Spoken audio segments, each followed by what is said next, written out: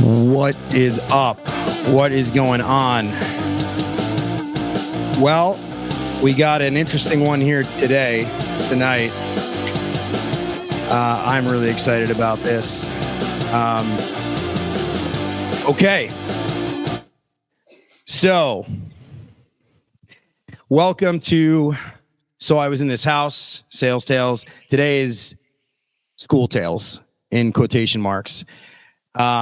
We are starting out. I have 3 guests here who are remarkable women. And this episode is like nothing I've ever done. So these ladies, I'm sure you've all have seen the Netflix special, or if you haven't, you should, called The Program, about behavioral modification schools in quotation marks.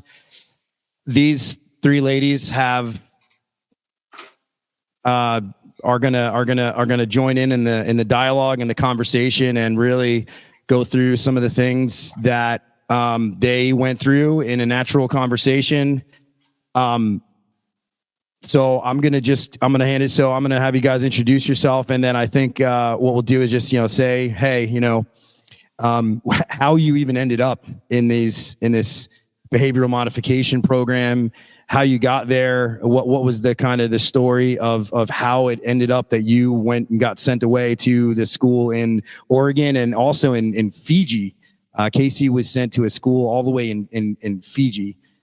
So let's start with Claire. Claire, how did you end up in this school? Yeah. Okay. So a month prior to the academy, I can't remember the month itself, which month it was, but it was 2003. And I was supposed to complete a 28-day program in Michigan at this place. It was one of those hoity-toity, like celebrity type rehabs. I was getting into a lot of trouble. I made it to day 26 and I got kicked out. They thought I was doing drugs with the opposite sex. And really, we had just passed a cigarette to one another in the hallway. So I get kicked out. I sent home.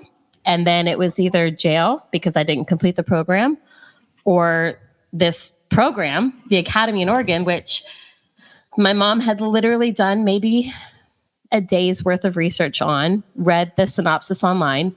And it was court ordered, instead of the big house, go to the academy. So I think I had about a day to pack up my bags, like 1 suitcase. Mom dropped me off at the airport. I flew to Oregon by myself, and I can talk about intake and all that like later on, but that's kind of just how I got to Oregon. That was like kicked out of one program onto the next and see how this was going to go kind of thing. And what about you, Nicole? Oh gosh. Well, let's just say there was an unapproved boyfriend I had at a time. And he ended up being my husband eventually. But during this time, we were in the beginning stages of dating. My mom did not approve of him. So I did get pregnant probably about a year before I did go to the academy, which really ultimately pissed her off. But then eventually it led to, I ran away, and it was more of I just randomly thought about one day I got paid, and I was like, every summer I usually go back home to visit, which is Seattle. And I wanted to go. And so I figured, fuck it, why not? Let's go. So I did that, which was really stupid because it just set off a lot of things with my mother, who's, I guess, more hardcore when it comes to that type of, she literally brought it up on the news. I ended up on a little clip of America's Most Wanted. I mean, it was insane. Like, she went full blown. Yeah. So it was no joke to her.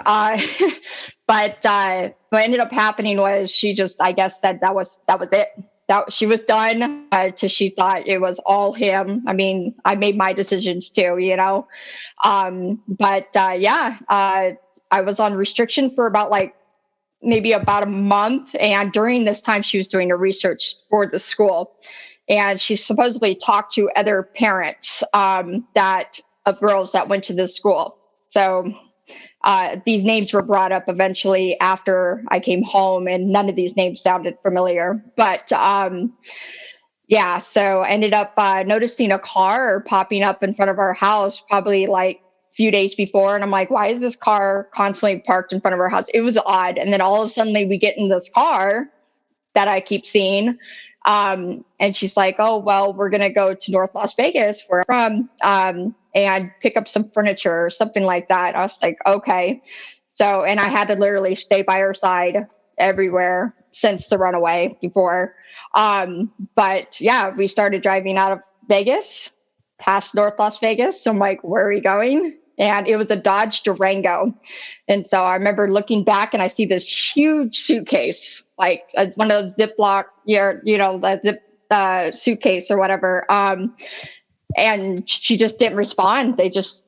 Her and my stepdad just kept driving, and I kept asking, like, where on earth are we going? And we're driving through Nevada, so it's like all desert, And finally that night we stopped in North California. They still just were not responding to me. And I was just like, okay, well, we'll see where this ends up. And we end up at the school the next day and taking all of that. And it was just more of, I don't even have words for it, Yeah, they just dropped us off and I had to deal with the program, And so, but. Wow. And so Casey, how did you end up there? So I was a little bit crazier. I was 14. It was, I'd been a runaway. I'd been gone for weeks. My parents couldn't find me.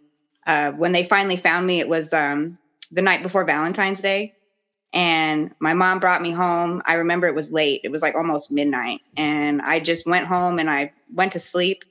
And I woke up Valentine's morning at like 6 a.m. to two big ass dudes with handcuffs. And they just said, my mom wouldn't talk to me. She was standing there looking at me crying, but she wouldn't talk to me. I was like, what's going on? Like, and they put me in handcuffs. They handed me a bag. They drove me to the airport. And once they put me on the plane, they were with me the whole time. Once I got on the plane, they gave me a letter from my mom where my mom was explaining that like she was worried about me and they were sending me to this place and they didn't want to take me because if they took me, they knew that I'd run. So they hired a company to transport me. And then I showed up at the academy. You're pretty tough. What was the, so you were 14 and Nicole, how old were you? I was 16. So yeah, 16? I forgot to mention that. So July of 2003, and then ended up going home in August of 2004. Yeah. So. And Claire, how old were you? I was 15 going in, had my 16th birthday there, 14 months. You spent 14 months there. Nicole, how many months did you spend there? I would say 13. So like just a little over 12 months. So not the full 13. So yeah. And Casey, how long were you there for? I was there 10 days before my 15th birthday. So I was there in Oregon for like 6 months. And then I was in Fiji for 4 months. Wow. And so something maybe a little lighthearted here, but Claire had said that she actually really hasn't seen you guys like live and in person in 20 years. I know. So. 20 years. That's insane. Wow. That's it doesn't even pretty feel cool. like it's been 20 years. No, it doesn't. How you think about it, No, well, with the resurgence of everything and like the whole community really coming together the way it has, like through Reddit and all these different streams, and then the people making the Facebook, like the group and whatnot. Like Casey, I think you're a big part of making that group, like bringing everybody back together. Like it feels like it's right here again, Yeah. So yeah. Huh. Right. So you get in. Okay. And immediately, right. I mean, if you watch the documentary, I mean, I don't know how true it was in your experience, but it's, no, can't look at each other, can't talk, head down kind of thing. Talk about that, like walking in like that first couple of days. Well, initially when you get there, you have to go through intake. And so intake, you're taken to this like tiny ass office and they pretty much rip apart your suitcase. You can't take anything but your like undergarments. They give you a shirt. You start off in a red shirt and they strip search you. They ask you all these questions and then you're taken to your house. So you're in front of like 2 or 3 strangers you've never met before. And then you're just, okay, from one room to the next, you go from the office out of the school to our house was the Plum House, I believe, right? We were the Plum House. Yeah, we were Plums. So you go in there and it's like immediately they call these groups. And so it doesn't matter what time of day it was that somebody did an intake. You could come in, that person could be like totally fine. It could be 3 a.m. It could be, noon, whatever. You immediately wake everybody up. They have to come meet you. And it's like from the second you walk in, it may have only been, you've been traveling all day or you haven't been traveling. You don't know where the fuck you're going. You do know where the fuck you're going, but you get there, you've just been strip searched and then they do a shower. I think, they do a shower that they watch you and you've got like a minute and then you go in and you have to meet all of these strange faces that are kind of similarly in the same position. They've been there, done that. And you're forced almost immediately, like, here's who I am. I'm here. Why are you here? Like, what brought you here? And I'm like, what? Like you have to immediately within like the first 4 hours of arrival after intake, just start talking about why you're here and try to get as most comfortable as you can, even though it was like the most awkward, uncomfortable situation.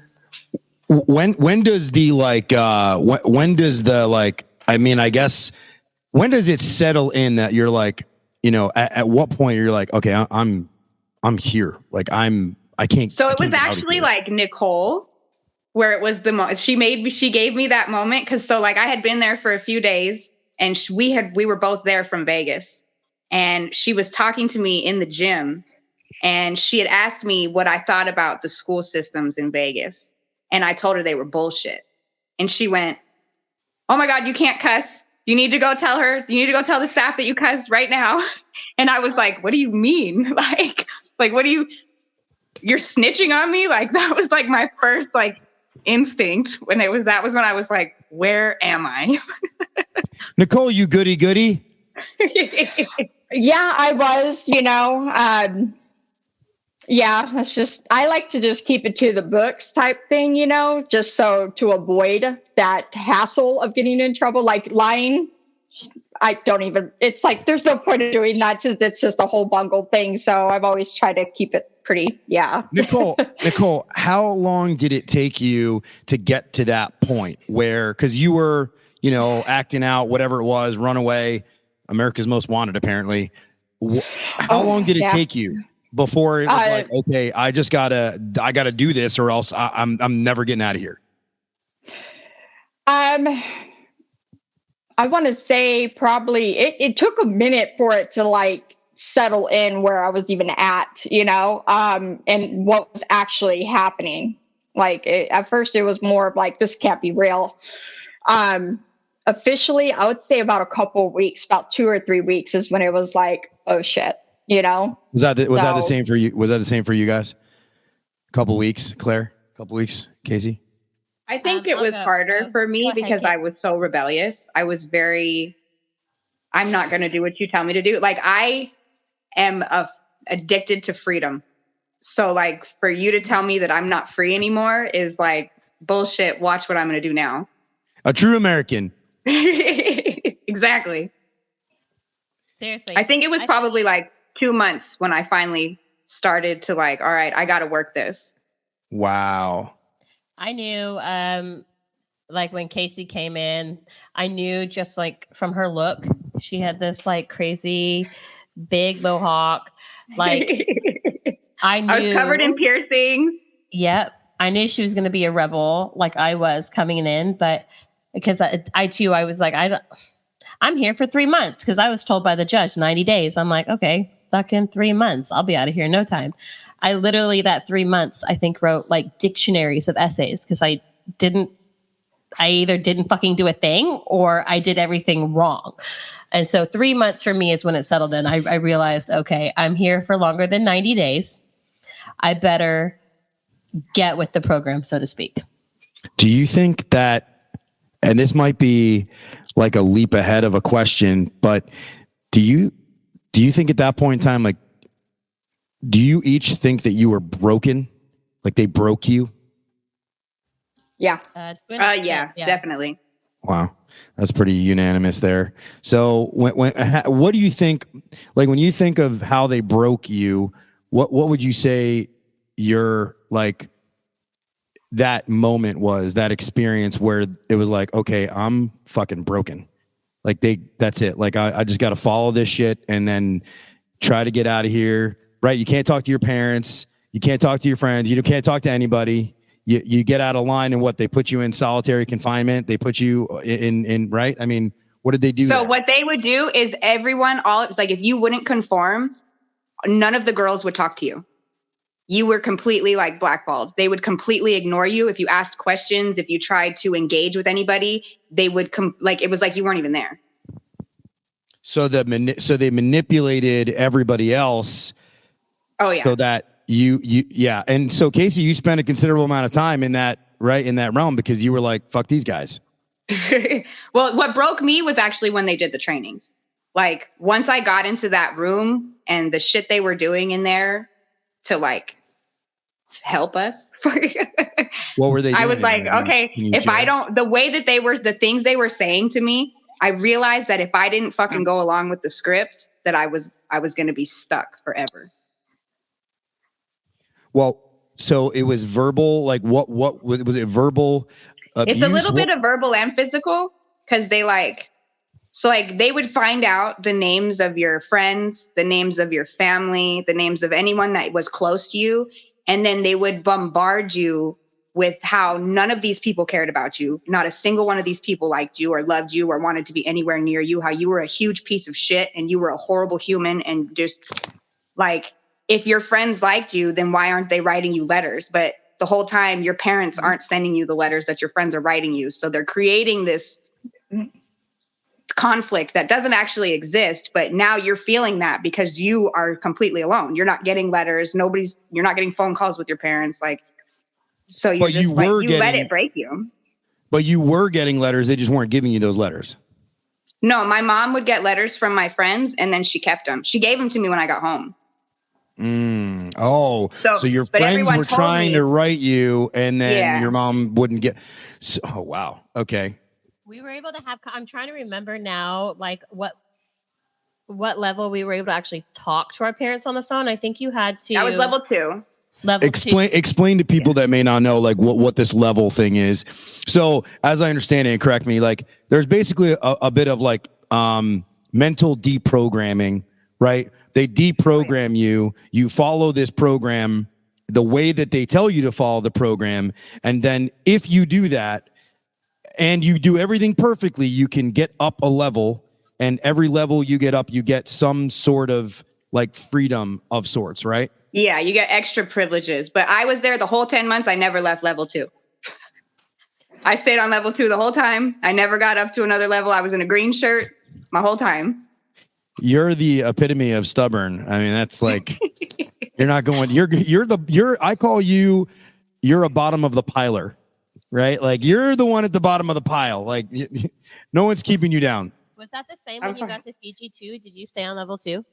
Oh yeah, they didn't. So the difference in Fiji was like, so in Oregon we had green shirts, but when we went to Fiji we had green sarongs, like these sheets that we tied around our waist. Did they call those like Sulus? I think it was called a Sulu. Was coming to my head. It might have been Sulu.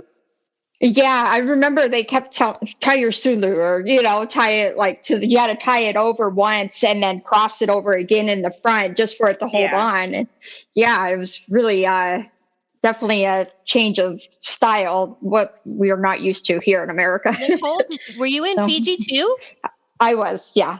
How long were you in Fiji? Did you go to Fiji when I did? No. So I left I remember Finding Nemo just came out and we got to watch it finally. I had Yeah, we got to watch it. It was, oh God, April?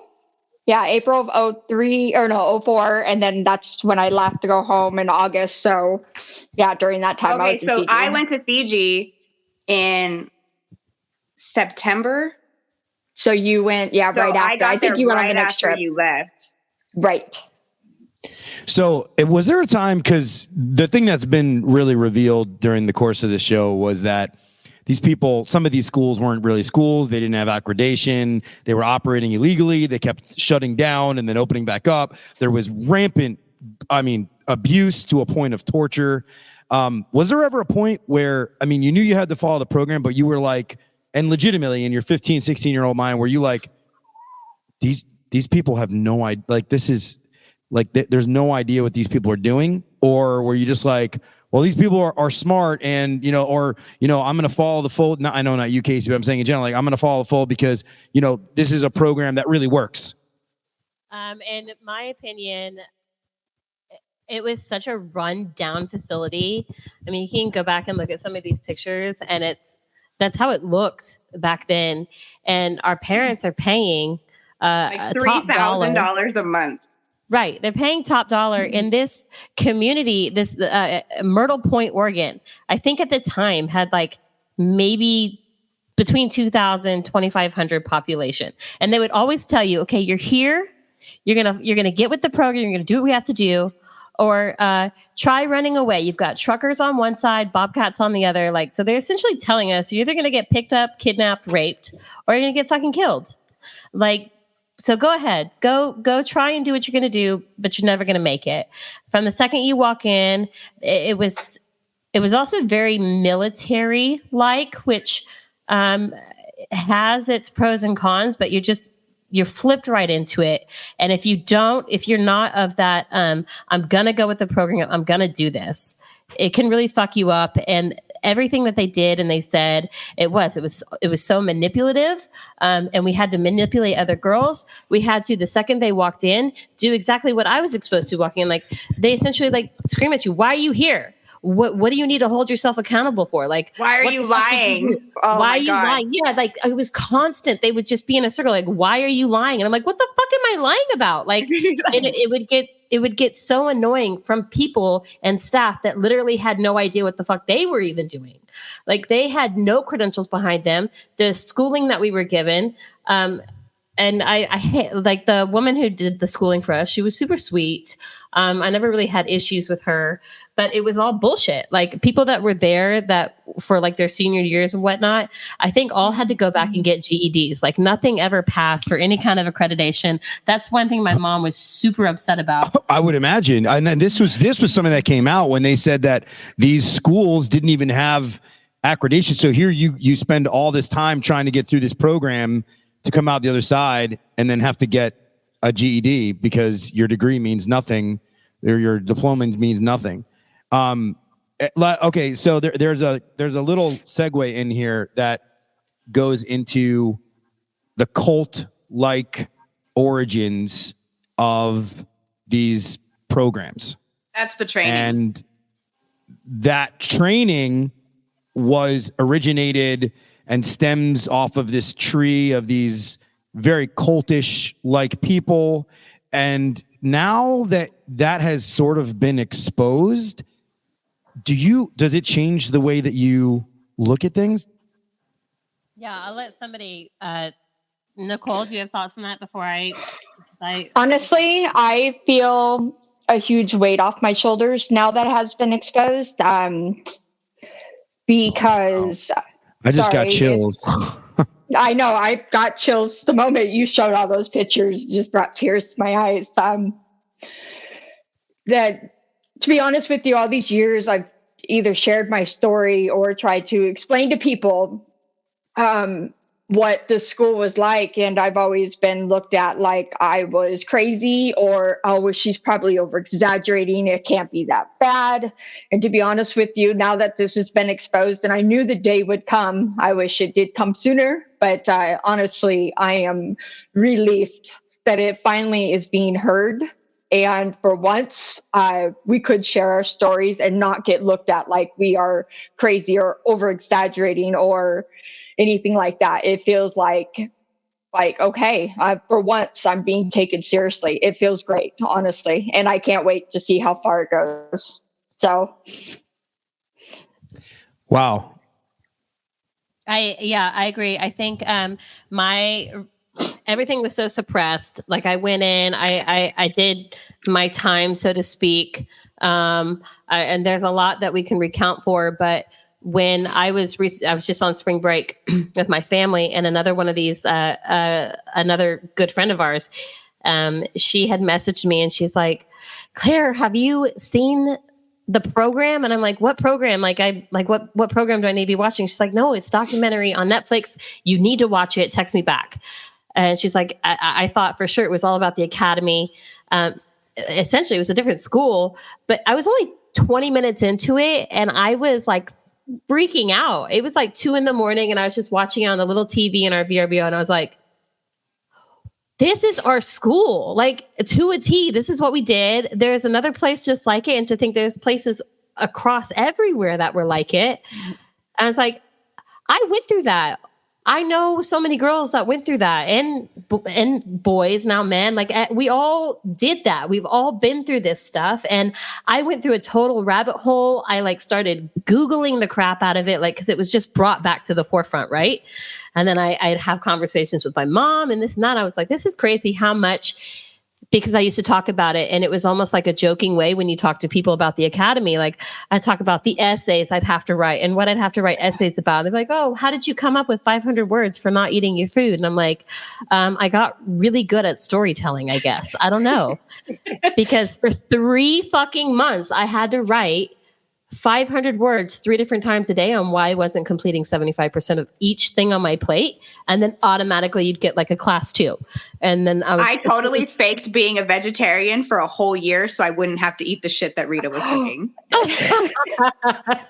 I wasn't a real vegetarian, crafty. guys. Oh my God. You're crafty. That's pretty These girls, they all had the worst food poisoning. But I'd been eating like hard-boiled eggs and shit, so I was fine. And I was like, this is why I'm not eating the food. Oh, wow. So if I may, because we've been a little bit generalized here, but and you talk about writing essays, but like what would be the most devastating, traumatic experience that you had there if you had to Mine were in cathartically get it off your chest? Like what was it? Honestly, mine is when I would see the moments of grilling on anybody. It could just be, somebody who just got there or somebody who has already been there, because you learn, you build relationships with those around you. So that's all you have, so it's like, they become your family. And I'd say I felt that way with probably everybody, but this one particular person, but it was very difficult, but the rest of them I did. And so when you would see them getting attacked or grilled, or you're getting slammed with all these essays, and that it brings down your point system, and pretty much that point system gets referred to your parents and let them know. So if you're knocking down on these levels, they're seeing that you need to possibly stay there longer. So when I see and know that these, girls or even guys you hear about, they're losing their points and they're going down in the system, and knowing that that's possibly now that longer they're going to have to stay at the school, it broke my heart, because I have that connection with people. I've always been emotionally, like when it comes to people, as far as, like, especially stuff like this, anything that's negative, it affects me too, but just, that was probably the hardest thing. I've seen a couple of the girls get to the point to where they literally would freak out, physically, where they would have to lock them in a room and we would all have to literally sleep in the cafeteria on the floor, with whatever we literally had, whether it was with our sweaters or whatever, and we had to wait for them to calm down. Sometimes it would be days. But just hearing them freaking out, because it was the exact same thing I was doing, but only on the inside, So I understood on their level of why they were, and it's something that I felt probably the whole time I was there, I wanted to do, but I knew I couldn't because it would probably keep me there longer if I did, So that was the hardest thing I had to probably experience with anybody, that had that to happen. So if I'm understanding this, for you is sort of wanting the ability to act emotionally and maybe feel remorse or whatever it was and console somebody, and not having the ability to do that. Because nobody's allowed to be a victim. So you're not allowed to make anybody feel like they've been victimized ever. And I wanted everybody to go home because I knew that was all our goals. And to be honest with you, I wanted that for everybody, including myself, And so when I would just see that they were possibly now going to have to do more time, it sucks. It really does, So for yourself or even anybody else, it's heartbreaking because. Yeah, it is. I think the mental manipulation from the immediate start was really hard, and you just get thrown into it. You get thrown into, all of a sudden you have to be in a therapy session whenever anybody the fuck wants to. They could call it like, we need a group. And it could be a group about nothing. It could be a group about, I forgot about that. You drop everything you're doing. Let's get together. Let's do a group. And then it could turn into, a 2-hour session of, we end up grilling somebody, because if you go to group and you're not then asking them like all these, somebody could maybe just want to come out with something that they're feeling. And then you guys are all made apart to then get onto that person on why they're feeling that way. What did they do in their past to get them here? What they're going to change in the future. Like it just, the mind fuck that they did, the brainwashing was one of the hardest things. Like they brainwashed you with everything. And then it was hard to sit back. Once I got with the program and I realized 3 months was not when I was leaving. And I was like, okay, I have to work this. I'm going to be the goody two shoes. I'm going to do what they're telling me to do. I'm going to try and console everybody the best I can without getting my ass in trouble. But watching girls get thrown down to the floor, watching girls get dragged around for not doing what they're supposed to be doing, like watching other people, which fortunately for me didn't happen because I was kind of I was towing the line. Them, at the beginning, had a really hard time, and seeing this was really, it was devastating, and it just brings up a lot of memories to think about, just that physical abuse alone, just to watch somebody get physically restrained and then thrown down to the ground, watching somebody get dragged by their hair, watching somebody get pulled like around on a floor is just, it's heartbreaking. Casey? For me, it was more in Fiji. Because in Fiji, the boys, they would hog tie them ankles to wrists and then tie that up over a hook. I don't know if you saw any of this, Nicole, but I'm still really close with the boys. So they tell me these stories, and I watched it. They'd hog tie you ankles to wrists behind your back, and then they'd hang the rope on a hook inside of a hut. And then you would be sitting belly down in 3 inches of water for 8 hours at a time. And they have scars on their backs from getting whipped. And for the girls, I can't speak for everybody, but they were attempting to molest us in Fiji. And when I tried to go to the staff about it, they laughed in my face and said, "Sweetheart, you're not in America anymore."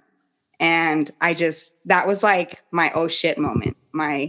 How am I going to get out of here? How am I going to get my mom to hear this? Because if I could get her to hear it, she would believe me about that type of stuff.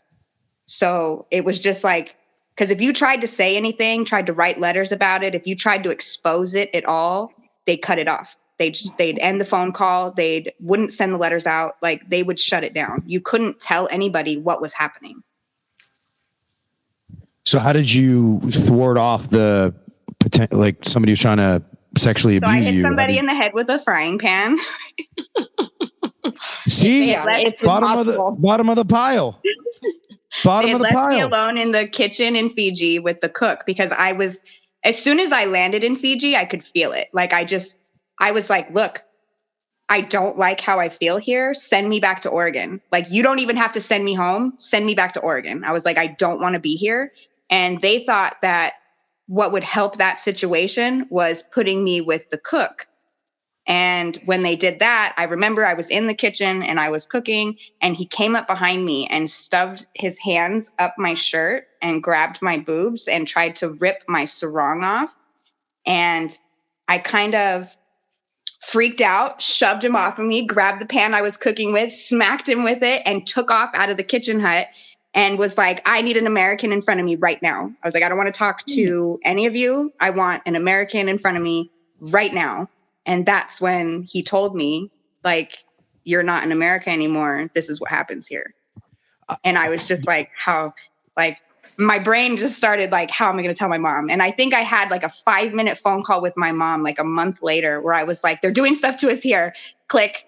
And within 4 days of that, my mom sent the American embassy to come get me. Hold on. Oh, okay. 2 questions. One, did you hit him in the head? Like, was he like, did he go to the hospital, or was it just like a bad? No, they brought him out and he denied it. He denied ever touching me. But the thing is the director of that campus, he was also having relations with other girls. Oh my gosh. Hold on. So first off, how did you end up, like, why how did you go from Oregon and then get to Fiji? Like, they just like threw you on a plane, or they had specific people where they were like, so, when you go to Fiji, you have to stay awake for like 36 hours. You're not allowed to sleep before the trip because that makes you a run risk. If you sleep, you get class 4 essays, which were like 2,000 words. The worst ones. Yeah. Yeah. It was like 2,000 or 2,500 words. You weren't allowed to sleep for 36 hours. So you're up all night in that gym that you showed a picture of with everyone who's going to Fiji, and you're there waiting. And then they take you on a bus to Portland. Yep. You're in that gym with your bags waiting in yellow sweatsuits, like bright yellow sweaters and bright yellow sweatpants. So that when you're in the airport, if you try to run, they can see you. They give you flip-flops that are like 2 times your size. I'm trying to figure out, like, who got chosen. Okay, listen, you're going to Fiji. So your parents, it was your parents that chose. Oh, okay. So they were like, they hoodwinked your parents. Hey, Casey's not making it here. We're going to have to go to an advanced program and get her out of the States. No, it was supposed to be like an easier program. They made it sound like it was like, oh, you've gotten to this level. Now you can go here to this nice, beautiful island and experience life in a third world country. And in order to go to Fiji, you had to go to these seminars and graduate from the seminar. Yeah, there's 2 sets of trainings. And then you got 3 days each. Yeah, and then the Fiji campus was cheaper in cost. That's what my mother had told me at one point. Yeah. It was much cheaper than Oregon, and so it was a huge help on her end as far as paying for the school. So, and an experience for me to experience, but it was malarkey. It was all bullshit. So hang on. So they send you out there. Do you think that the organization, and I want to get to this is for me the most bonkers part of this whole thing. Do you think that the organization knew of the sexual abuse that was happening out there with this director? So they're sending girls out there knowing that they're taking advantage, and they're because there were girls that didn't have the same just aggressiveness that I have. And when you put a girl who isn't as strong-minded in that situation, she's going to allow it to happen. Or at some point she might even think it's consensual. But I'm not the one. So it didn't work out for them in that aspect when they came for me. Wow. Was there a thought? So are we all can we all agree? Do you all agree that the organization knew what was going on there? Yes. Yeah. Wow. And especially following some of the community that we've created through another group. So many of the stories that are coming out from girls, both at the Oregon campus and in Fiji, there was so much more going on, like behind closed doors or even right in front of everybody. And they just didn't care. Nobody cared. Everybody knew what was going on. I fortunately was never molested in that kind of way. There was always, though, there was the team lead for the guys in the Oregon side. Every time he would come around and he'd be around the girls, he was constantly like sexually harassing us verbally. Who she's talking about is the same guy that told me that I wasn't in America anymore. Mm-hmm. Mm-hmm. And he was in Oregon and then went to Fiji? Mm-hmm. He's the one that took us. He was our escort to Fiji. Oh my goodness. Okay. Wow. And it's like so they hire these people with no credentials, nothing behind their name, but I think that's why they pick these places in such rundown populations, because it's bringing money in, it's giving people work, they're employing, and whether or not they have anything to back them up, they have no therapy license, anything like that. Like they're just thrown into it like we're thrown into it. And well, they can open up a school in an economically distressed area and create 50, 60, 75 jobs. And then everybody's livelihood, right? It's very difficult to speak out against your employer or what your employer is doing when your employer grants you your livelihood. So we only had like 10 people on the staff. Okay. So there you go. Yeah. But even so, they needed a staff, right? I mean, if you put that school in a much, I don't know, I guess a less economically distressed area. It seems like to me, they were all in economically distressed areas. This seems to be the theme when I see that. That's what it looks like. Where there's not a lot of jobs available, so people take what they can get. Yep. Yeah. I can recall at least maybe one or two of the staff that was under the influence, while being, us being under their supervision, and I knew nothing about drugs really at that time. I was really naive. So I didn't know when a person's drunk, this is how they act. But as far as anything else, I wasn't really aware or knew or had ever been around something like that. So, but I knew something was off with these people when they were. And eventually, as I gotten older and I became into my adulthood, I was like, that's what was going on. The light bulb started just coming on like, oh my gosh, I can't believe it, but yeah, it did happen. And I guess when you're a teenager, right, and you're impressionable and you're young and you're vulnerable and, you're a problem child. So, these things like your parents are desperate. They want help for you, right? Your families are desperate. They want you to, shape up. And they get this savior of an organization that's, we'll handle this, for your kids. Now, when I think about this, I start to think about the economic implications of the like $90 million a year that these schools were taking in from these vulnerable parents, and that they were even deprogramming in a way the parents. Yeah. And if anybody's watched the show, that was the part that got me, where I was like, wow, they are holding seminars for parents to come in. So my mom actually went to the seminars. Really? They offered your parents one? She found them on her own. She went to, I feel like it was in Utah, but I'm not 100% sure. She went to them on her own so she could experience the same thing that we went through in our seminars. And we've talked about it. Like, I kind of make jokes about it. I'm like, you remember when you sent me to that cult? And she's always like, are you going to bring that up for the rest of my life? And I'm like, well, yeah. But it's not like, she doesn't know the extent of everything that happened, but she knows at least what happened in the seminars. But the thing is I don't believe that what they did in those ones for the parents was anywhere near what they did to us. That's not my point. My point is that they made the parents feel like they were this incredible, like motivational, psychologically, charged organization that everything's for the betterment of like your child. And listen, this is what we do. Look at these amazing sessions we're doing for the parents. And then the parents are all like, yeah, this is great. Oh my gosh, this organization knows everything. They're so great. They know how to, they're motivating and they're educational and everything else. Now, do you think that do you think that your parents were hoodwinked? Like, do you think that that they were actually like that they were victims? Yeah. Yeah. Oh yeah, for sure. I just talked to my mom a couple weeks ago, knowing that I was going to be doing this podcast, and like with everything coming to the forefront again, I just had to see where her mindset was at, like during everything. And I knew why I went. I knew why I was being sent. I understood that in her mind and in everybody's mind, something had to be done. And it was at the time, do I go to jail or do I go to another rehab? And so I was at another rehab.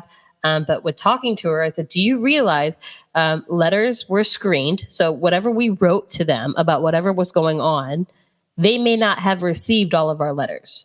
So whatever we were like saying, if we were writing certain things to them about what they were doing or what we were seeing and, anything like that, they had no idea. And they would be told, because we would have a phone, we didn't get a phone call right till level 2. And when we got the phone call, I'm sure they were prompted by the staff members of, you might be manipulated.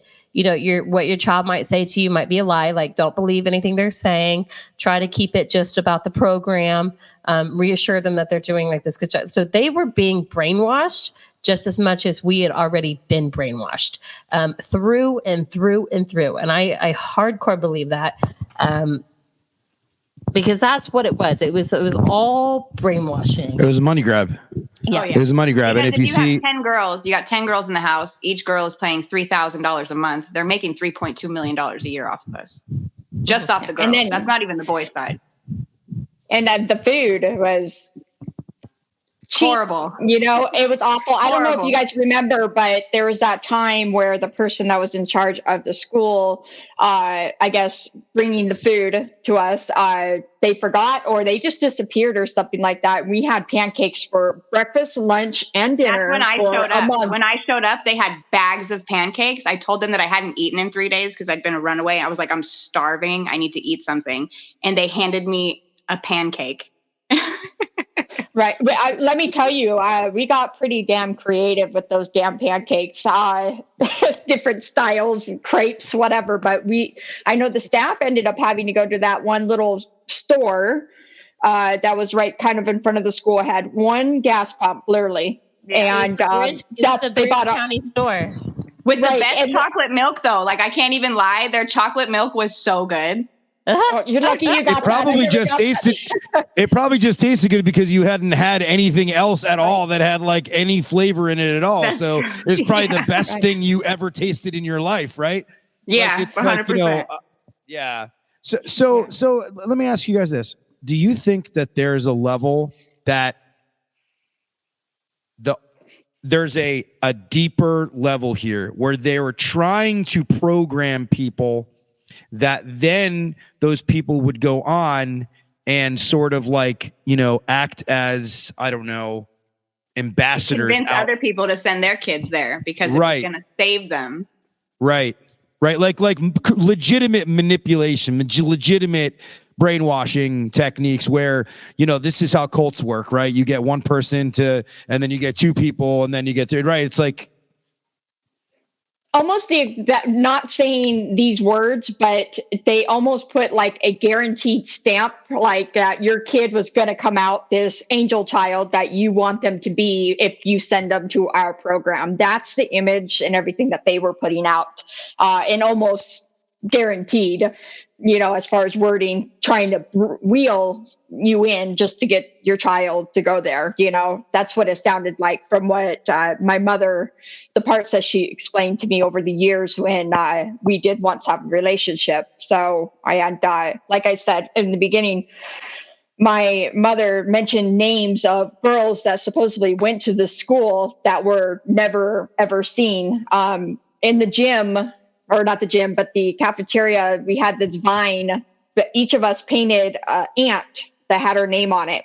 And that's how you eventually, every time you're eating, you are, you see these names on the wall, so, and I can guarantee you, like, yeah, that picture, like it's more on the side where the tables are not on, right above that pole but that's where this vine was painted with each girl's name on it, with the ant. And yeah, none of these names sounded familiar that my mom had spoke to, I guess, the parents of. So do I believe it was probably these owners or whatever's friends? Yeah, that's just trying to wheel the parents in, saying, yeah, my kid went to this school and my kid came out actually exactly how I wanted them to be when they came home, and yada, yada, yada. I really think you should do it. And, so, but they were all false. I truly believe that and know that. So the director, the guy who picked me up from the airport, and his girlfriend who was like running it, they lived on some house on campus. For whatever reason, he committed suicide after. So he's no longer, and you have to wonder, like, what in that family, what in that whole thing that was going on that led him. And he was a young guy. He was in his 20s when he picked me up from the airport with his girlfriend. And he was like really personable, like, hey, like, we're going to get in this car. We're going to drive 6 hours, south. And then the whole intake. And then you didn't really see him. You saw him maybe like once or twice. But then I remember reading about his suicide, and I was thinking, like, that's insane.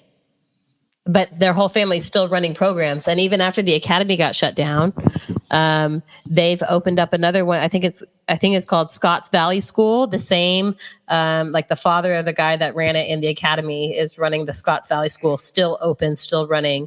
They're trying to get it shut down. And that's just like 2 hours south of where the academy was in Myrtle Point. Yeah, the part of this that gets me is that it's been legal. Like it's been legal. Now, I'm imagining in recent years things have probably changed quite a bit with the advent of a lot of social media. Think about when you guys were in these schools. I mean, social media was really in its infancy. I mean, there might have been maybe not even MySpace. I mean, you didn't have access to it anyway, so it really didn't matter. Man, I have an interesting question.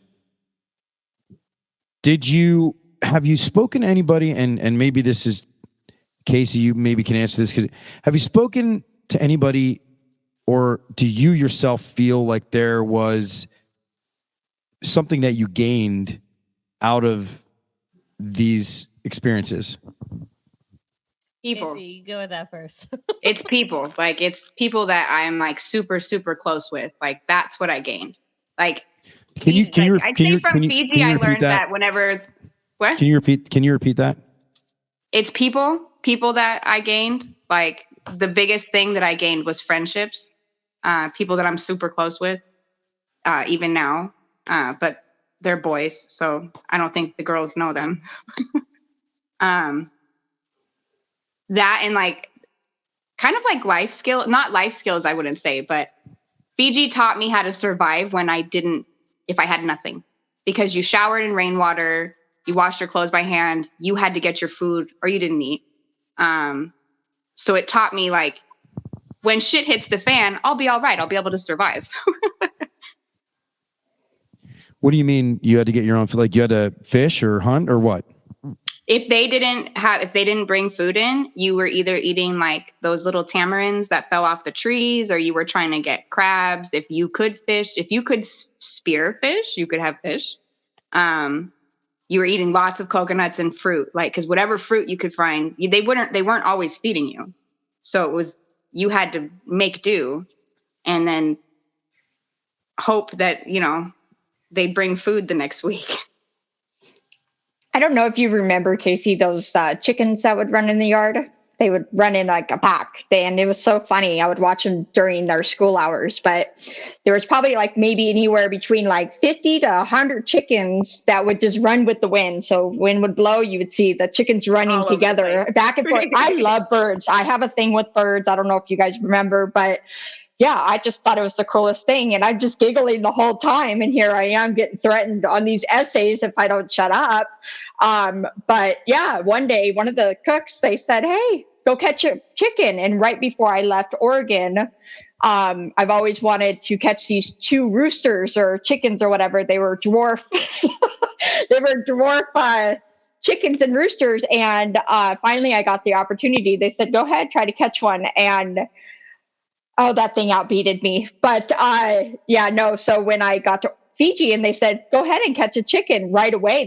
I'm like, hell yeah.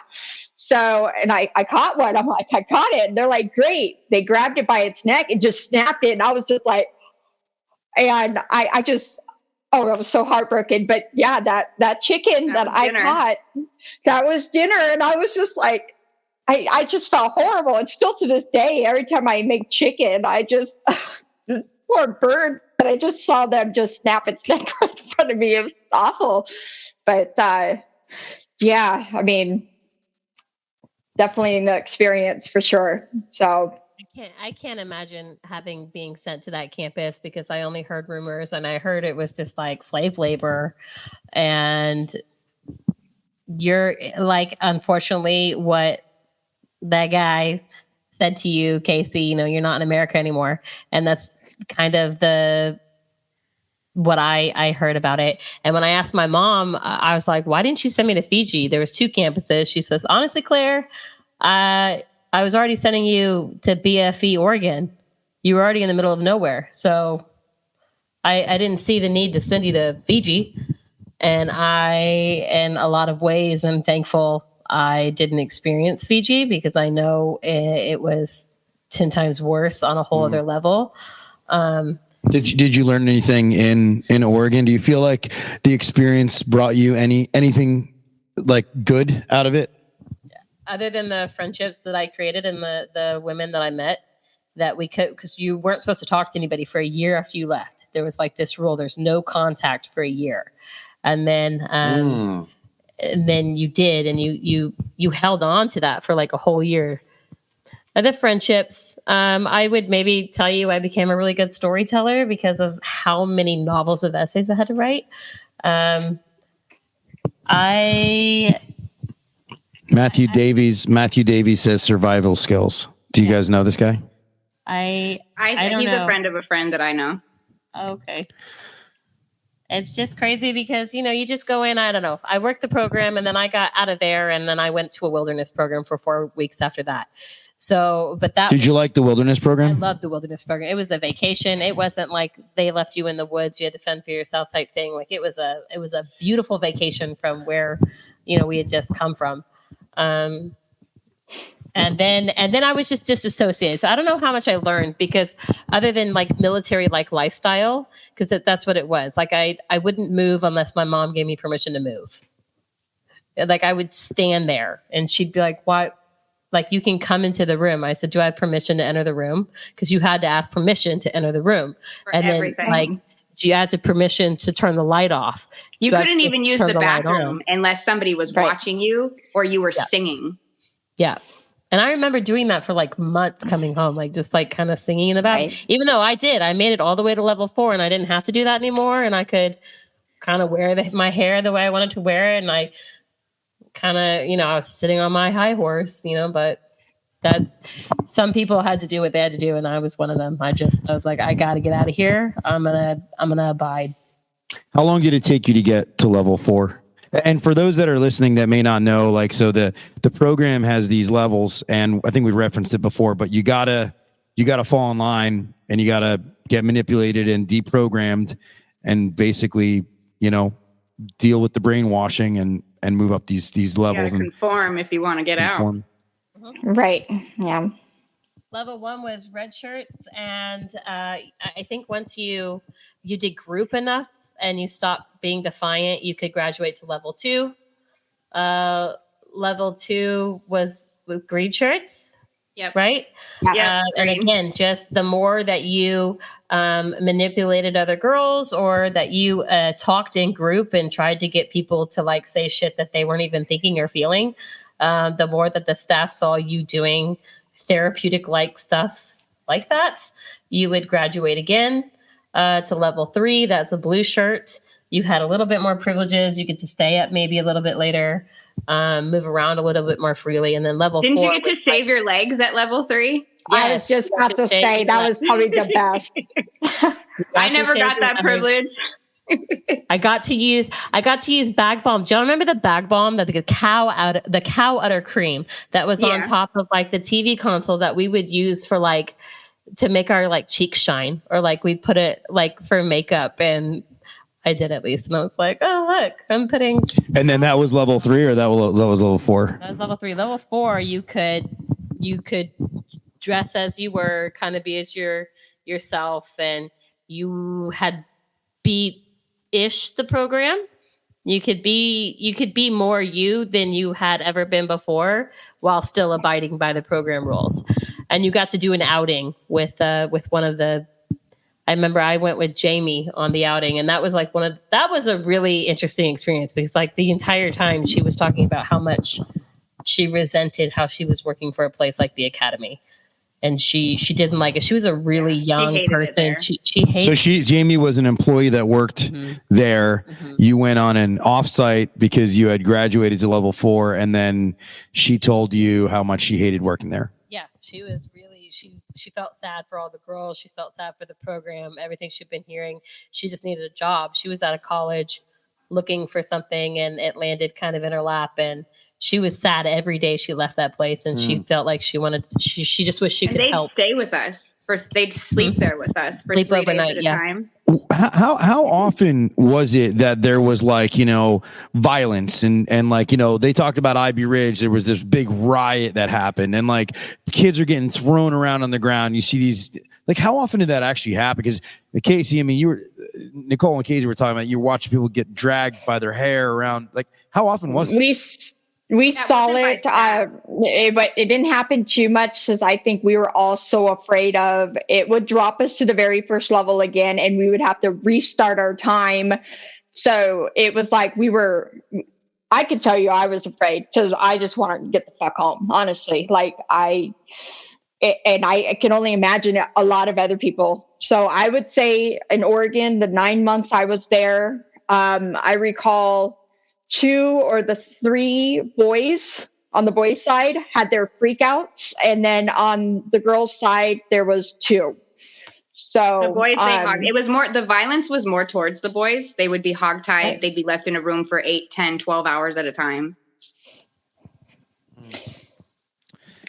Girls, some of the conversation on the page, they talked about having witness and having to participate in, if they weren't doing what they're supposed to be doing, like taking them by their hair and dragging them around the gym and stuff like that. And that's just wrong. Would manipulate the other girls into doing their dirty work for them, so that it wasn't the staff touching the girls; it was them being violent with each other. That makes a lot of sense. That's a take a page right out of any, like, if you want to lead any group of people, you get other people to delegate responsibility.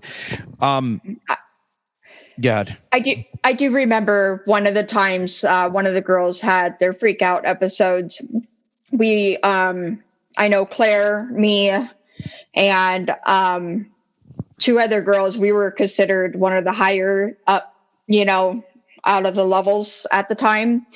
And I remember I was waiting just to get that moment where I could just tell this girl, when there wasn't the staff really in the room or anybody else to witness for them to tell, I guess, on me. But I told her, I was like, just get it together. You're burying yourself more. Because again, going back to, I just wanted everybody to be able to go home and not drag it out any longer for them. But I remember telling her, I got next to her and I waited and I waited. I finally told her, I was like, you got to get it together. You can't do this. You can't do this. Like, you're only making it harder for yourself. And, I remember sitting there crying with her for a second. And then that's when 2 other people walked into the room, and I had to just pretty much just go back to blank, of, okay, I wasn't just doing that and try to play it off, and being very emotional. And when I do cry, I turn red as a tomato. So it was really hard to hide, but yeah, it's awful. I felt not like an awful person when I had to be put, or I felt I was in that position, to do their job or work the system, Yeah. So yeah, and like in trainings too. I think we all felt that in trainings. Knowing that I staffed trainings like really fucks with my head now, because after you've gone through the trainings, if they feel like you're going to be a good manipulator, they put you in there to staff the next round of them for the next new people that come through. Yeah. And I said horrible things because I was repeating the things that were said to me. So like, I was like, okay, this is what we're supposed to do. And I did it just as much as the staff were doing it. Yeah, it was bad.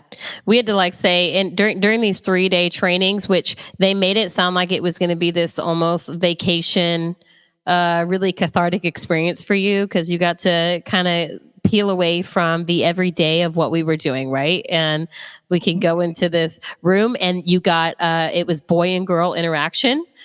You got to first time we got to see boys. FaceTime, yeah, first time we got to see boys. And they make you do these series of just very weird training exercises and saying all these really terrible things about yourself and like screaming them at the top of your lungs and then having everybody like scream it back at you. And then there was this very, very weird feeding thing that they did. I don't know if y'all remember, we had to like be blindfolded and one of the other like the opposite sex had to feed you something and they could put whatever they want in. That was on day 3. On the first 2 days, all we got was those freaking beans. Yep. Nothing but beans for the first 2 days. That's all we were allowed to eat.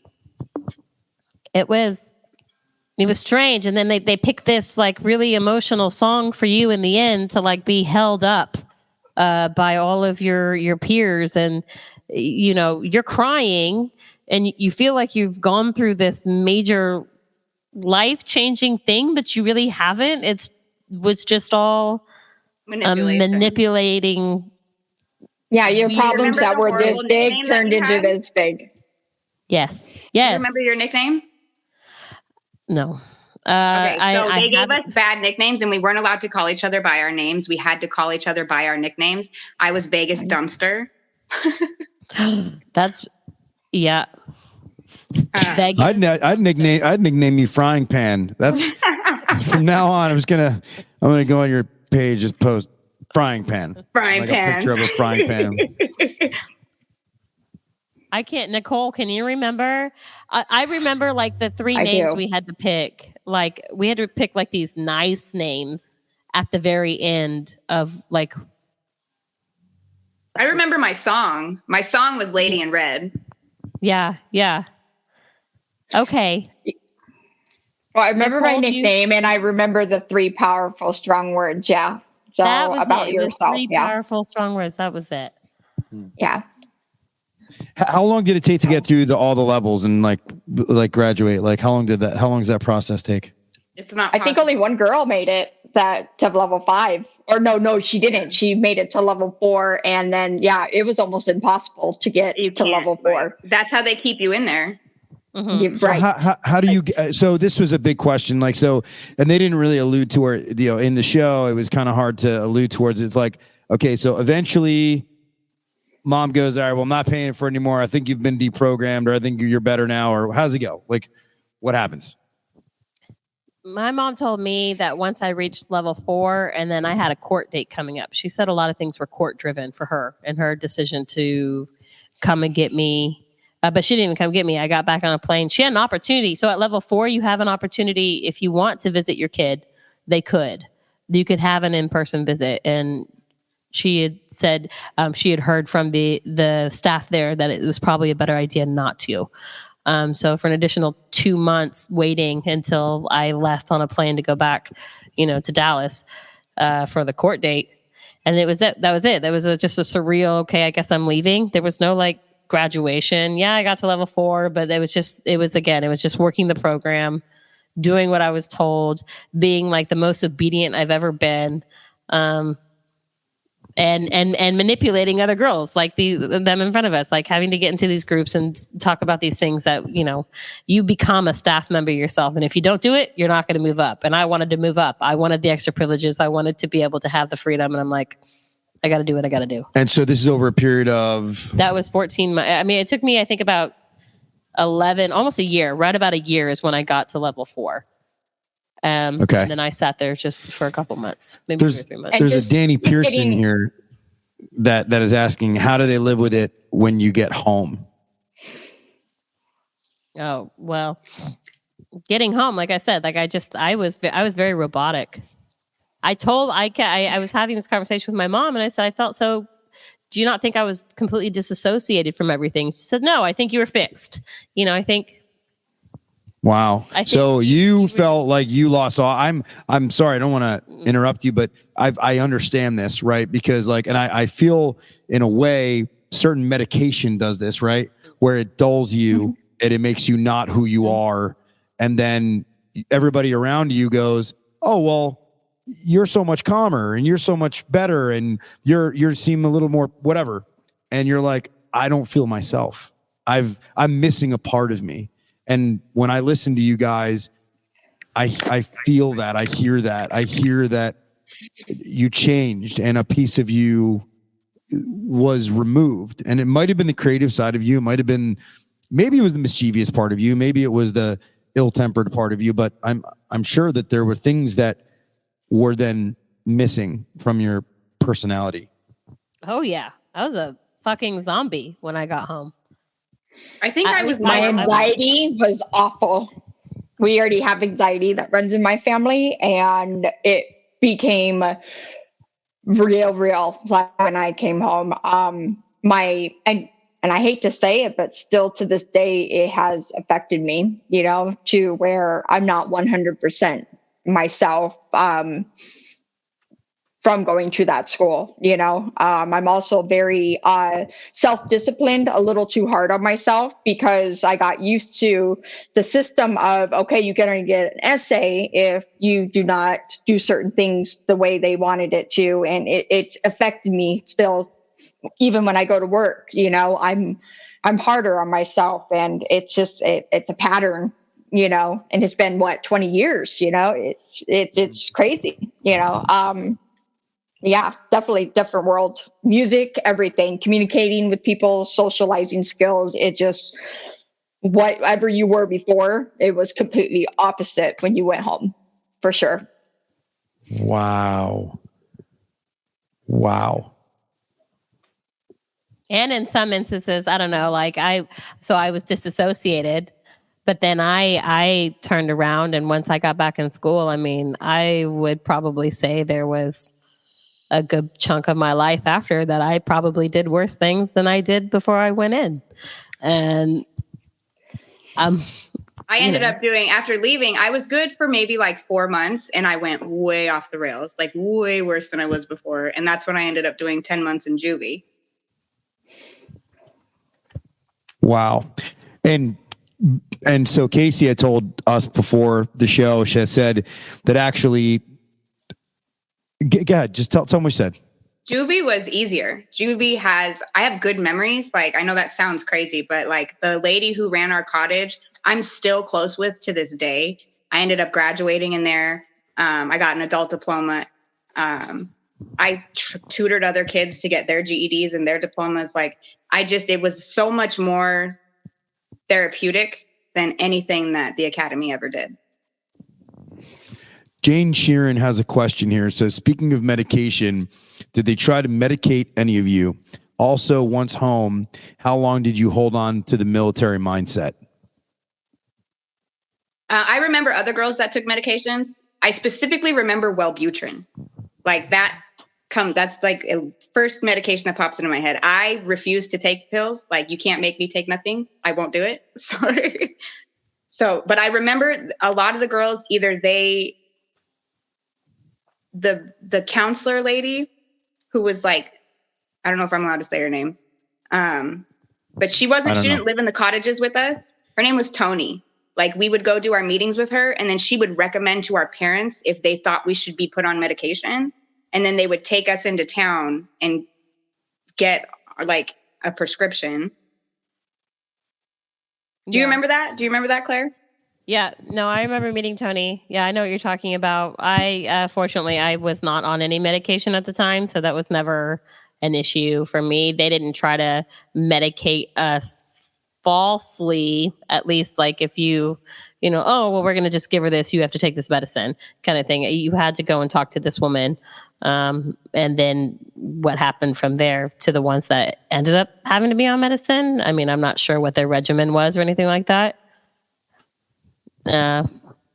They were recommending medicine under the guise that they were psychologists. And you don't think they were, or they weren't? Oh no. No. Yeah. That was something that is in bonkers, that they have some license to run an institution of learning, and there's no, they don't have any legal precedent. It blows my mind. I have a question that I've actually asked on.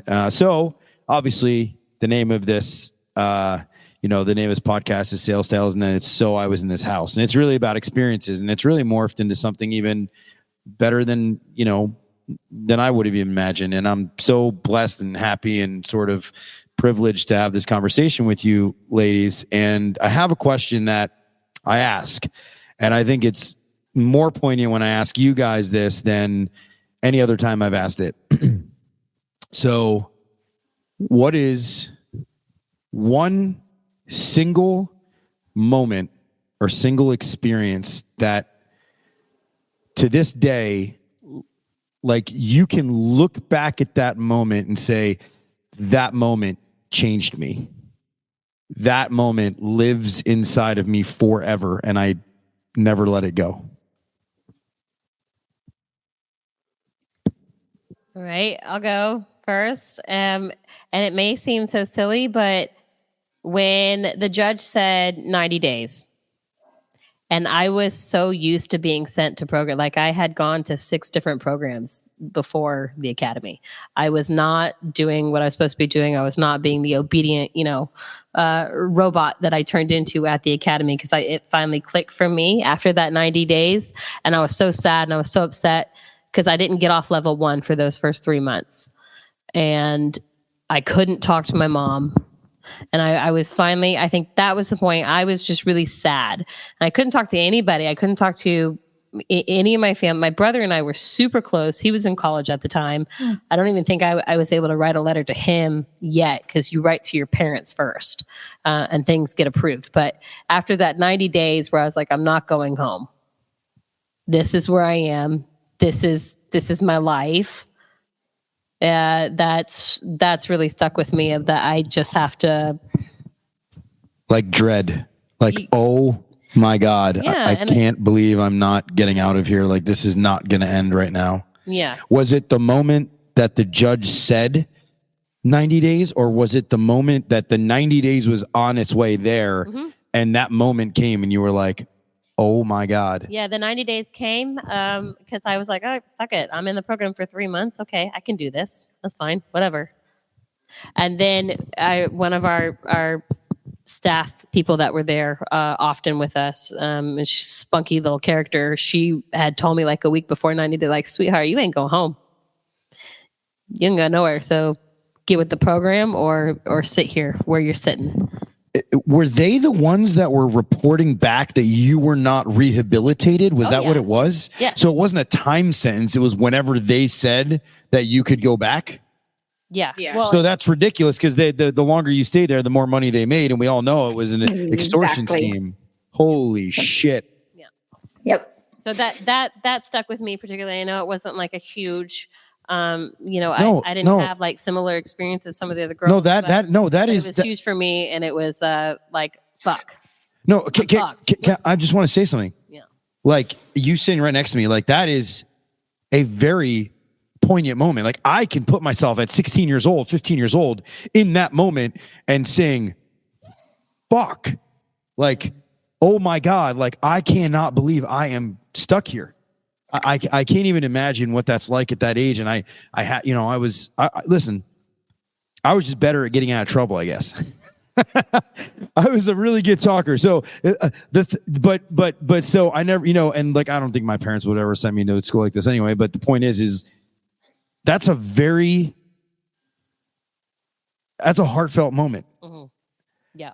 I really feel that. Sorry. And then not being able to know when you're going to come home. Like, that was my mission, was trying to find, right. And I was trying, I knew that there's certain things you can't ask or can't say because it would get you in trouble. But I had to learn as far as trying to pick up pieces from the other girls and put it together. And it took me from July until Christmas. We got an extra, I was a level 2 at the time. We got an extra like 10 minutes on our phone call than we normally do. And which was like a huge thing. And what happened was when my mom, I kind of was able to ask her, I forgot the exact wording I used, but I was able to ask her as far as, without using the wording, but when I was coming home. And I can't put the words on it, but she pretty much stated like I was coming home when she felt ready, pretty much, and probably not until I was 18. And I felt completely just hopeless, because all these months I was trying to possibly get some type of end date, and I never got that answer. But that's when I finally, that was the moment I gave up as far as trying to even look for that and explore or even any of that. I had to let it go, pretty much. Just yeah. Nicole, was that the single moment that changed you forever? Like I guess the question that I was wondering was, what was the one moment that lives with you now forever? The moment that my mother dropped me off there, and just the look and her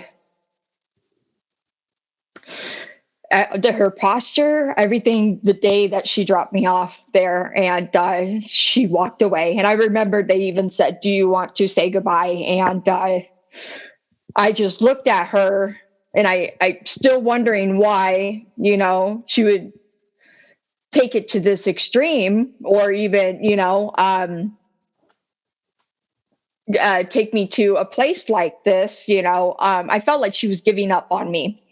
And that right there is when it changed me forever. Honestly, as a child, no child should ever feel,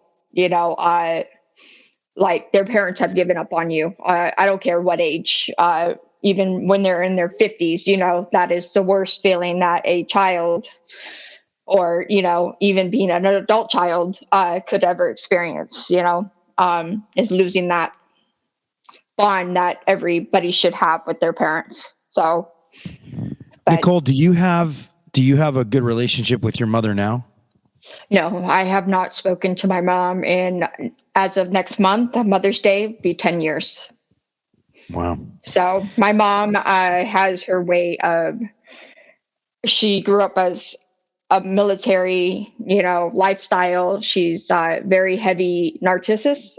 My sister, who happens to be totally different type of person, different opinions, everything like that. Same thing goes for her, and recently, just over these recent couple months, especially, those things are finally starting to come to shine. So people are and it's crazy because it happens to fall in during this time with the school. People are actually now understanding and realizing or seeing, these things that it's just crazy. Like I said, these last few months, so much has risen up as far as the things that I tried to say before that I was crazy when I talked about, they're being brought up to where people are now, paying attention and hearing me out. It's more of a shock than anything. And it's great. It's a great feeling because, like I said, it feels like, okay, that was 10 pounds off my shoulder. Now that's another 10 pounds, it's just, and that's why I'm just patiently still 20 years, whatever later, just sitting back and waiting for the full light to come on, that full high beam to finally show. We'll see, so, but. Casey? My moment was probably when he told me that I wasn't in America. Like, that was the moment where I realized that I would always have to figure out my own way out, because I knew they weren't going to let me talk to my mom. I knew that they weren't going to let me leave. They staged a break-in and stole my passport. They told my mom that my passport was stolen, so I couldn't leave. That moment is that him saying that to me. And I just, it's so clear that memory is just so clear in my head of that feeling of my heart just dropping to my fucking stomach, just knowing like, oh my God, I'm on a tiny island in the middle of the ocean. How am I going to get out of here? And ever since then, like, nobody can contain me. Like, you can't, nope, you're not taking me anywhere. Like, I'm going to go where I want to go. I'm going to stay right here. I don't leave my house. It's just me. I watch me and my kids and my dogs, and that's it. Like, I don't trust anybody because I was actually really close with that staff member. So when that happened, I was like, okay, I can't trust anybody. So that changed everything for me. Well, that kind of leads into Angela's question here. Wow, that was, Casey, that was really hard to hear.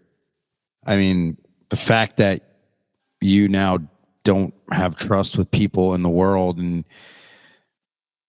we're shaped by our experiences, and it's a damn shame. Because I'm one of those, like, I think, I'm bright-eyed and bushy-tailed, but I think most people mean well. But so Angela asks, this might be hard to answer, but what do you think would be different in your life if you had never gone to the academy? Now, Casey, you just answered that. I mean, but maybe not. For me personally, I didn't have a working relationship with my mother. And I will say that after the academy, in her mind, she'll say it fixed me. In my mind, I came to a point of what I need to do is gain my mom's trust, and I want to have a relationship with her. I wanted to have a mom. We just fought constantly. We had a terrible, terrible relationship, and we just fought constantly.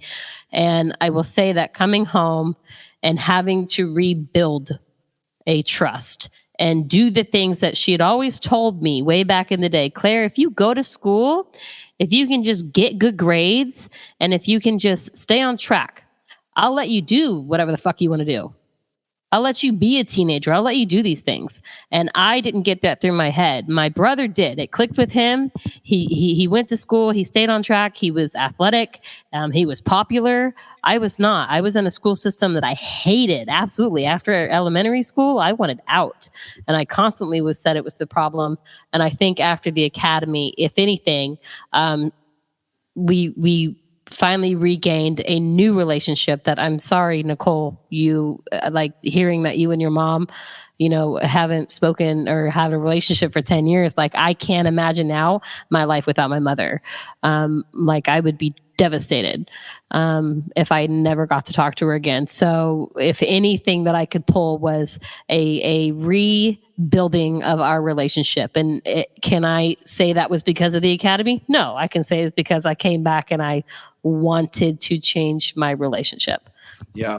You turned a negative into a positive, really. You turned a terrible situation, and you probably had a lot of time of self-reflection. But Nicole, do you want to answer this? What do you think would be different in your life if you had never gone to the academy? Well, there's this amazing woman that we went to school with there. Her name is Anne. I did ask if I could use her name. Love you, Anne. I haven't really had a true friend to even call and check up on me or anything like that ever really in my life until she came in the picture. And thank you, Anne.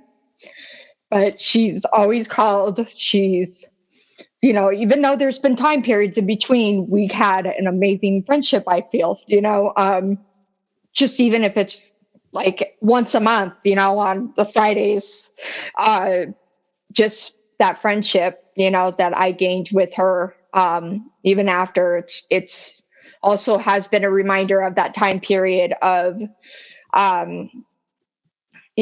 what was hard for all of us to go through. I went through a period of my life, very hard, which was the ending of my relationship with my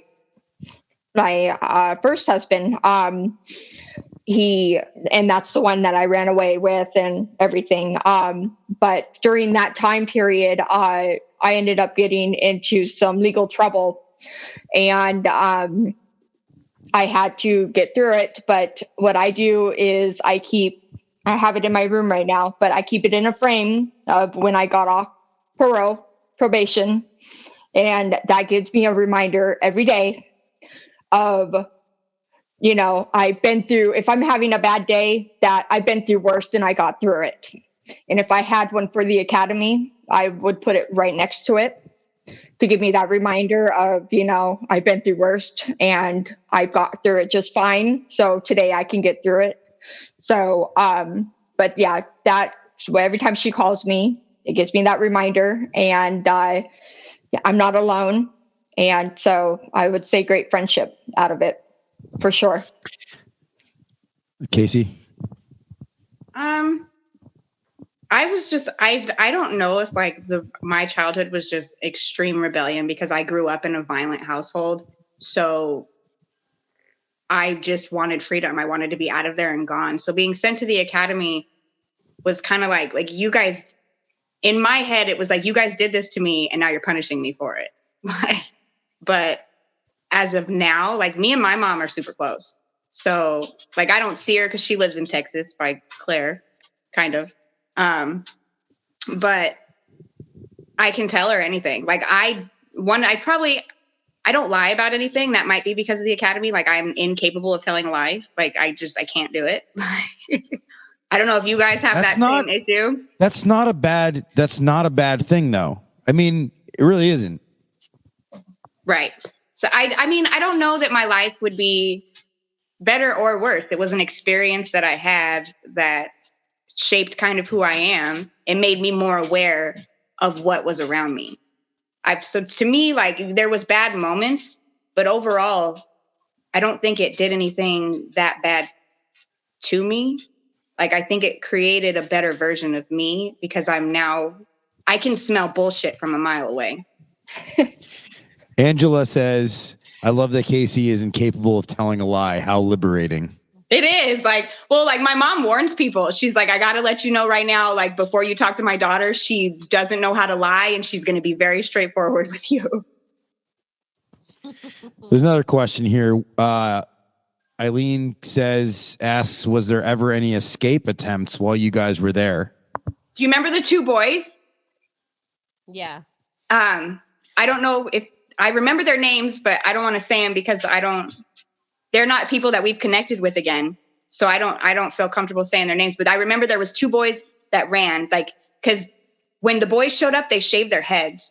And I remember one of the boys had really, really long hair. And when they shaved his head, he freaked out. And those two boys took off together. And I think it was weeks before they found them. I thought they didn't find at least one of them. And by the way, this is my daughter that's asking this question. Hi, baby girl. Hi, daughter. Hi. She's my youngest. But yeah, no. From what I remember, I thought there was one of them they did caught weeks later. And one got away. One got away and we never heard anything again. I remember we tried to ask, we had to be smooth with it, but we were trying to get that information of was he ever caught? Has his parents ever called back? What happened? And I don't think we got that answer from that one, that was a pretty crazy one though. Did you guys ever try to hatch a plan? Did you ever? No, because you were in the middle of podunk nowhere, right? I mean, there was nowhere to go, right? Yeah. And these people knew the whole area, their backyard. So it was where they used to play as when they were a child. So if we got away, they knew where we were or where, it was crazy. So. Angela asks, Angel Salinas asks, what was the longest recorded time someone stayed there? I know one girl was there for 3 years. Yeah. And I was that the same girl who got sent back? Or I can't remember her time frame. There was it might be her that had said that she'd went for a year or so, close to a year, went home and then got sent back. I just like that I think that it would just destroy somebody for that long. Again, even for some people like us, not knowing how long we were going to be there, right? and not knowing when the end date was for it to come out to 3 years. That's crazy. Right. That was my oldest, by the way, that asked that one. So, Yeah, kids all over the place. They're just asking questions. They're all over the world. I'm just glad they're participating. It just makes mama feel good, But yeah, no, that was one thing I used to think about too, with the people that used to going back to that vine, of the order of people when they would arrive, and where did that put them? Like, where would that, when you got sent back, do you just put your name back up again on that wall? Or like, I that was a question, and still to this day, I ask myself. I don't know why, but it's kind of something that stuck with us, regarding when it came to that. I don't know. So, but so now that all this has come to light, and the show has exposed it. I mean, top 10 on Netflix. It's probably tens and tens of millions of streams now. Now that it's out, and now that you guys are like, how do you feel? Heard a little bit. Because I used to talk about the Academy in almost like a joking sense. Like, I would never talk about it in like a serious notion. I'd be like, oh yeah, I went to this boarding school in Oregon. Yeah, I was gone for like over a year, and I'd kind of like joke about having to write all these things, and I never delved into it. And then when my friend, that same girl who messaged me on spring break and was like, you've got to check this out, and it was within 10 minutes of watching it was like, I didn't want to watch it because I was like, we fucking lived that. Like, we actually did that shit. We were there. We did very similar things. There was nothing, and there was no extra, like, there was no, a hard part about a lot of it was there was no extracurricular. You did nothing. You did the same goddamn thing every single day. There was no. We picked blueberries once. Picked blueberries, like that's a highlight, right? And that's that. Right. I remember like candy bar. I remember threading flowers one day. Like, we would poke holes in the stems and make like headbands, and that was like a really fun, cool thing that we did. Crocheting. We crocheted a lot of crocheting. Yeah, like we learned crocheting. Just some of the things that we thought like were like the greatest things. I remember the first candy bar we got. So I have a box. I have a shoe box. This is going to sound fucking crazy. I have a shoe box with every candy wrapper from every time that they ever gave us candy. No way. I swear. What? Where I know. It's fucking crazy. Wrappers? Like, talk about a hoarder.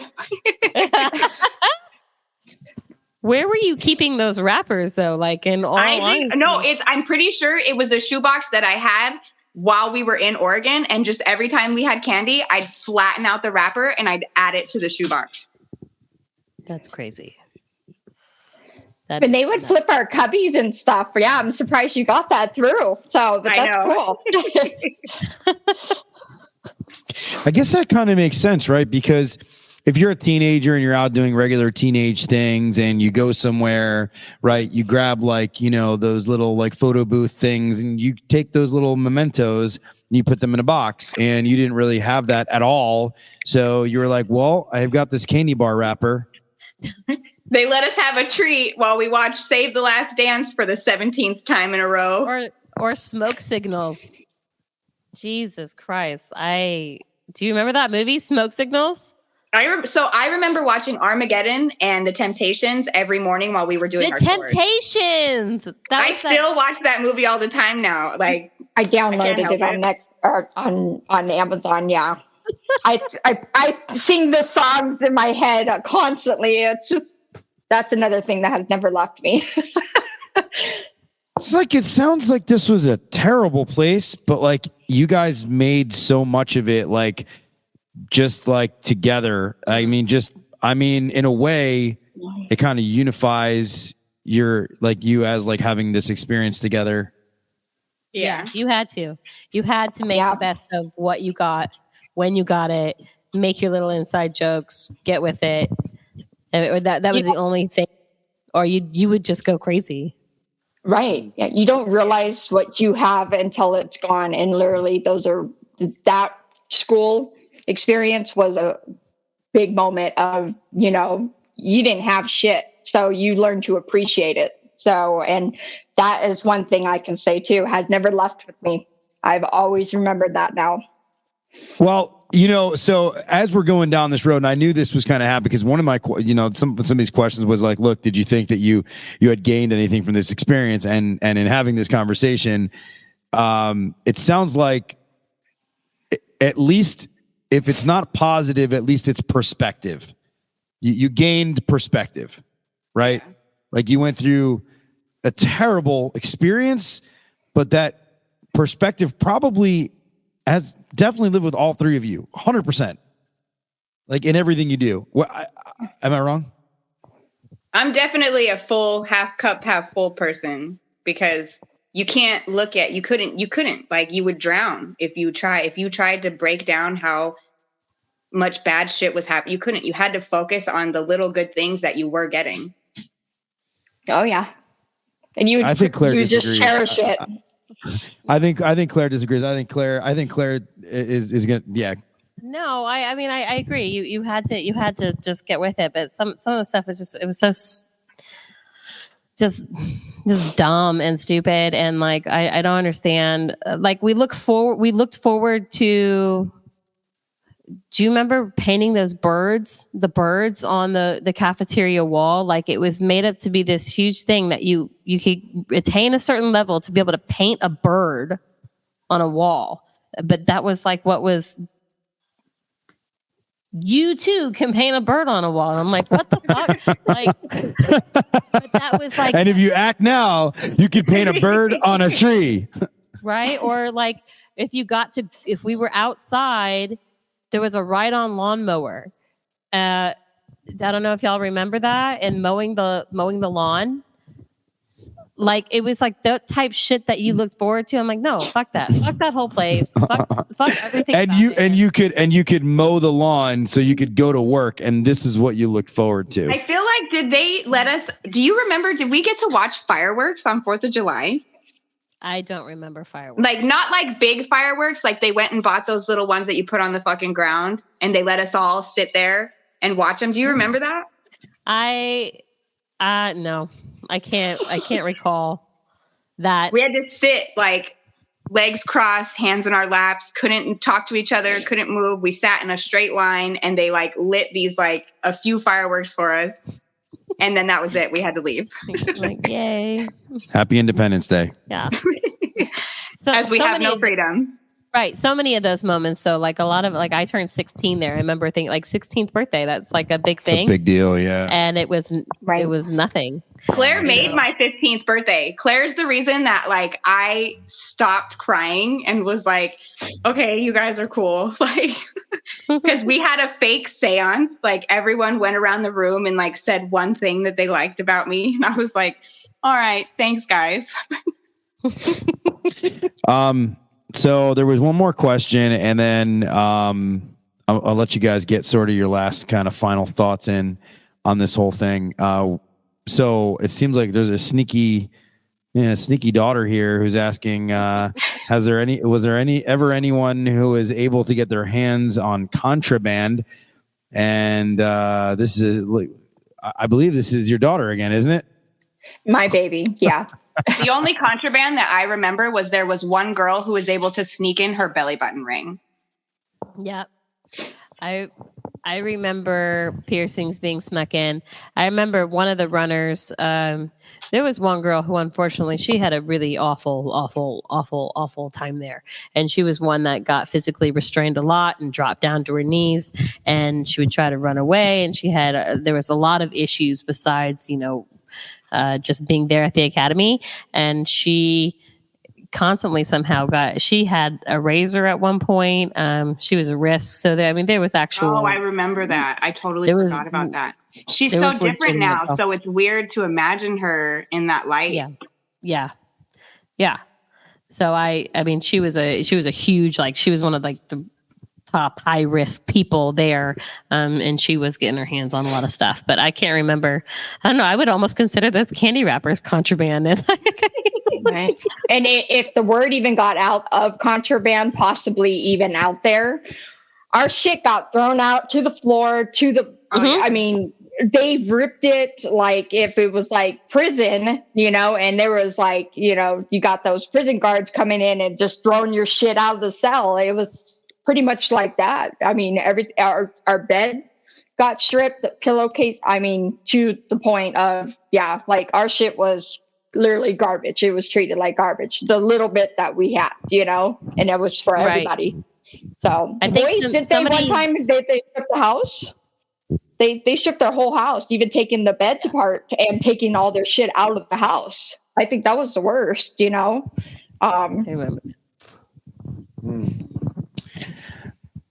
So we're gonna wind down, but as we do here, I'm sure. Listen, this is not like this conversation could go on for hours and hours. What are some of your final thoughts? Some things maybe you're thinking of, you want to get off your chest. Also, you guys are in there's like this support group or something like that online. Reference that. I know there's a lot of people on there that might listen to this. If I don't know if you want to reference that group or not. Casey, were you the one that started that group? Did you put it together? No, I found those girls on Reddit because after I watched the program, I was like, I need to Google this place. And I found the Reddit threads and I like created my own Reddit and I started commenting on it because there's somebody who lives a few miles away from the facility and they want to do an on-site documentary. So that's when one of the girls made the Facebook group so that we could all be around, and I joined it. And as soon as they added me, I was like, all right, I got to invite Claire. I got to invite all these people. I was like, we all need to be in here together because you girls were there with me at the same time. Yeah. Yeah. I think that the community being brought to the forefront now because of the documentary is really nice, that we have somewhere we could kind of go and talk and just put out those memories, or tell these stories, and listen to other people and what their experiences were. And it's a nice place to go to because it wasn't something that I always talked about with people. Like I said, if I ever talked about it, it was in like this joking way. It was never serious. It was never like emotional. It was always emotionless. So to read about these other women and men, and it's very touching, and it was very touching to watch the documentary. I tried to find the girl and email her, and I'd be curious, about these people putting together another documentary. I'd want to go. I'd want to be in those rooms again and see like what it brought out, and try and go find these people and talk to them and see what was your thoughts at those time of what you were doing to, a bunch of 12 to 18-year-olds. But like when we talk about this, and you've talked about this, like I feel anger from you. Like I want to let you know that like it's palpable. Like I feel you being angry, and I guess the thought here is like, this has been, I guess, hopefully cathartic for you guys, but I'm glad that you guys get the sort of a voice, because you're right. You probably joked around about it because it was a defense mechanism, and you were like, okay, I don't want that to come out because I'm just going to hide that, compartmentalize that in my life. Yeah. But you're angry. Yeah, no, I hated, there's so many things. Like my mom thought I was going to come on here and completely berate her. I have no intentions of doing stuff like that. We love you, Mom. I know that I was being a fuck up. I was a rebellious person and I wasn't on the right track. I understand there was a need to get something done. I can appreciate that knowledge. Unfortunately, the small description of what she read, of what we were being sent to, what most of these parents thought was happening, wasn't the case. Right. They were getting sold. They got sold. They got hoodwinked. Yeah. And that's what sucks because yeah, it did make me angry. I'm still angry about it, but I'm not going to get that 14 months back. I'm not going to get those relationships that I lost out on. Like, I wrote to a lot of different people, but I don't think those, you miss out on a lot, right? You miss out on a year plus of your life. So yeah, it does make me angry. And while my mom might think it changed me, it's because I made the decision, not the academy, but I made the decision that I wanted to change and have a relationship with my mother. And that's how I went forward coming back.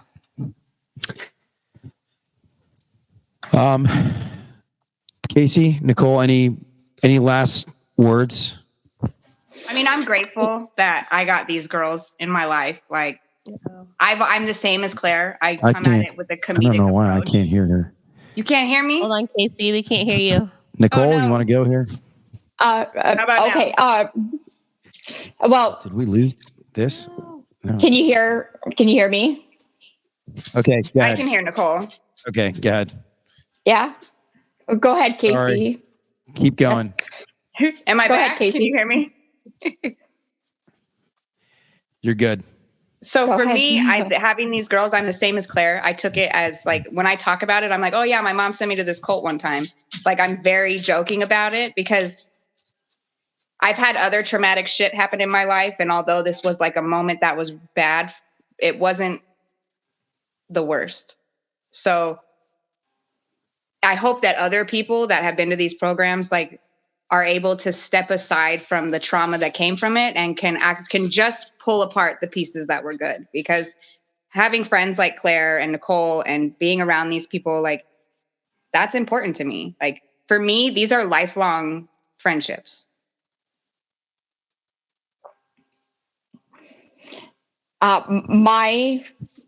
would have to say, and I beg now, myself being a parent of 3, and then going through this school, I beg any parent that is considering on sending their child to a school like this to just please do your research, because you could be getting played. Not only that, but like also know your child. Make sure you know your child, because if a situation does come up and they do need to tell you something or something is wrong and they cannot use those words, to just know what those signals are.